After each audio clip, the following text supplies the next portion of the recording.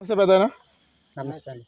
June 4వ తారీఖున ఫలితాలు ఎవరికి అనుకూలంగా వస్తాయనుకుంటున్నారు? అంటే జగన్కి వస్తామని అనుకుంటున్నాను.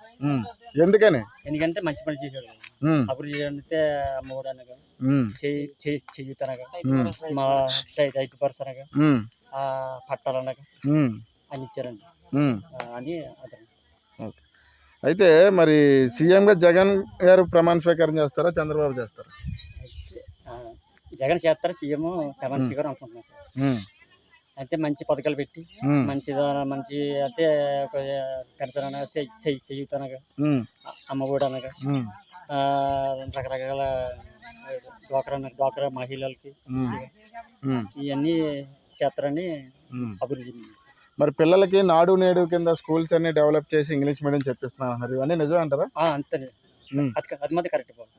ఇంగ్లీష్ మీడియం చెప్పడం, రకరకాలుగా వారానికి రకరకాలు పెట్టడం, రకరకాల మార్చడం, రకరకాలుగా చెప్పడం, హిందీ తెలుగు అని చెప్పడం బాగుంది. అయితే మరి జూన్ 9వ తారీఖున జగన్ గారు ప్రమాణ స్వీకారం చేస్తారని వైసీపీ వాళ్ళు చెప్తున్నారు, ఇవన్నీ నిజమే అంటారా? అది కరెక్ట్ కరెక్ట్గా అంటే సీఎం గారు కరెక్ట్గా చేస్తారని, అది మాత్రం నిజం కరెక్ట్ జరుగుతుందని మేము అనుకుంటున్నాం. Okay, thank you.